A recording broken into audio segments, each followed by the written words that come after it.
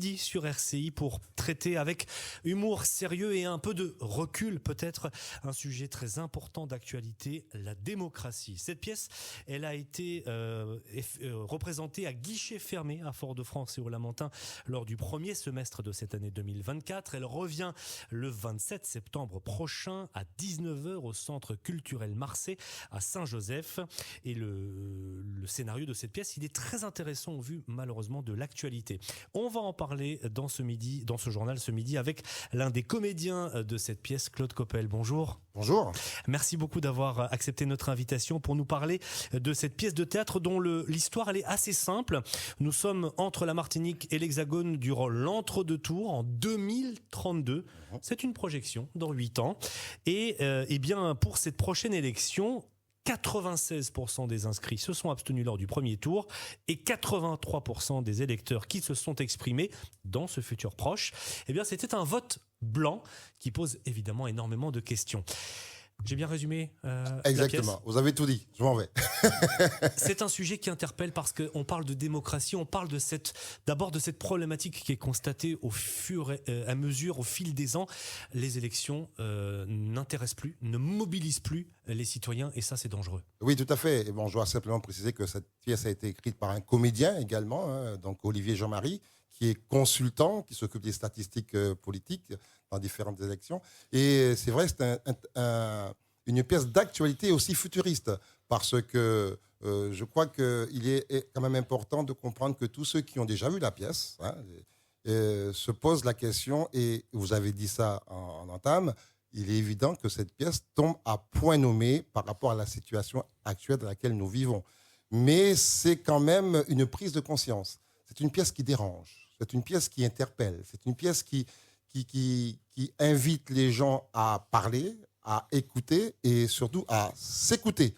Et je pense qu'on ne va pas non plus sans flagornerie aucune. On va dire simplement que c'est une pièce qui va amener peut-être un début de résolution du problème dans lequel on vit actuellement. Et c'est pour ça que j'invite l'ensemble des Martiniquais à venir à l'espace au Centre culturel Marseille à Saint-Joseph le 27 septembre à 19h, à venir entendre ce que les politiques, parce que c'est une pièce politique, disons-le franchement, c'est de la politique, c'est l'entre-deux tours, ça se passe en Martinique et aussi dans l'Hexagone, et ça interpelle. Il y aura des sujets divers et variés comme la chlordécone, comme les problématiques de vaccination.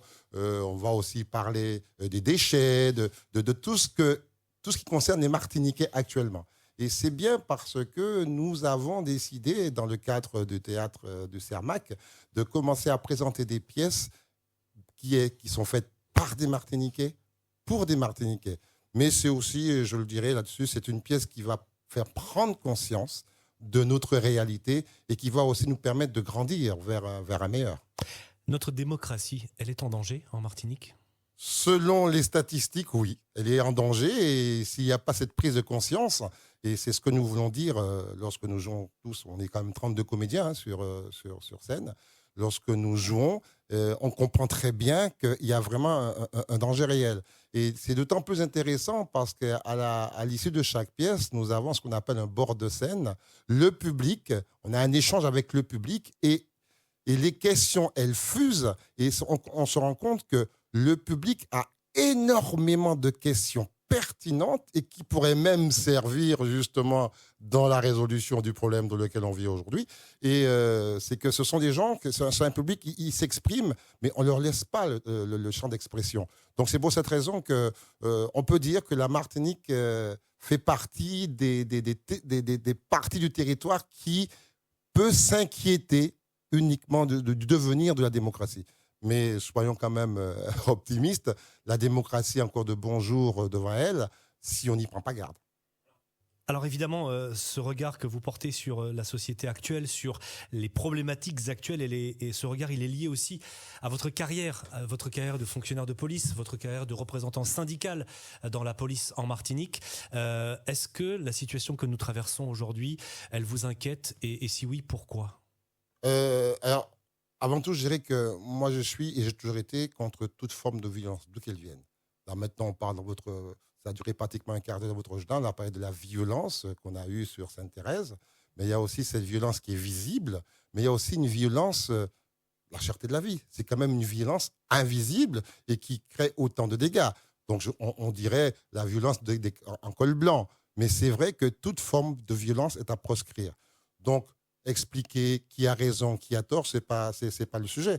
Simplement, il faut qu'on comprenne qu'à un moment, dès qu'il y a de la violence, qu'elle soit psychologique, physique, visible ou autre chose, forcément, il va y avoir une réaction de la population. Et je pense qu'on gagnerait tous, en tant que syndicalistes policiers, en tant qu'anciens syndicalistes policiers, je pense qu'il y aura toujours des effets collatéraux. Sauf que tout le monde est concerné. Et moi, je pense que l'idée, c'est de... Bon, j'ai entendu ça beaucoup, beaucoup. Il faut s'arrêter, il faut discuter autour d'une table. Mais à un moment, l'inquiétude d'une grande partie de la population se transforme en colère. Et ça, il faut aussi l'entendre. Ça ne veut pas dire que je suis pour les violences, les incendies, les magasins brûlés, tout ça, c'est pas ça. Mais aussi, la violence de la cherté de la vie, c'en est une. Et il faut aussi qu'on décide, si on le souhaite, de prendre le taureau par le corne et puis de dire ben maintenant ça suffit, on veut préserver notre Martinique et puis on va travailler ensemble. Et c'est comme je disais, comme la pièce de théâtre Que demande le peuple dit, il faut qu'on apprenne à écouter et à s'écouter. Est-ce que votre vécu de policier vous aide à mieux jouer cette pièce ? C'est une très bonne question. C'est vrai que en tant que comédien, parce que bon, nous sommes des comédiens amateurs pour l'instant, mais en tant que comédien, c'est vrai que moi personnellement, j'aime bien faire des rôles qui correspondent pas à ce que je suis ou à ce que j'ai été professionnellement. Mais c'est vrai que ça permet aussi d'avoir une meilleure vision. Cela dit, dans le rôle dans Que demande le peuple, j'ai un rôle de journaliste, pour le dire. Donc, l'idée, ça n'a rien à voir avec ma profession antérieure. Mais c'est vrai que ça permet de mieux comprendre. Et il faut dire aussi, lorsque Olivier Jean-Marie a écrit ce texte-là, c'était une coproduction un petit peu, parce que chaque comédien, en fonction de sa sensibilité, a amené une petite touche personnelle. Et c'est ce qui donne toute la grandeur de cette pièce, parce que on y est tous. C'est le Martiniquais qui vient jouer une pièce au bénéfice des autres Martiniquais. Et c'est ça, c'est ce lien, cette cohésion qui est engendrée par cette pièce, qui donne l'importance de cette pièce. Et d'ailleurs, j'invite tous les Martiniquais à venir, et aussi les politiques, parce que pour la petite histoire, jusqu'à présent, on a joué 5 fois à guichet fermé. On n'a pas beaucoup vu les politiques, mais on les invite à venir voir la pièce, et de manière à ce que l'échange puisse déjà naître dans une salle de spectacle. Et puis ça va peut-être s'ouvrir dans la rue, ça va peut-être s'ouvrir dans les instances qui discutent des choses qui nous concernent directement, notamment la vie chère. Merci beaucoup Claude Coppel d'être venu ce midi sur RCI nous parler de cette belle pièce à découvrir le 27 septembre prochain à 19h au Centre culturel Marseille à Saint-Joseph.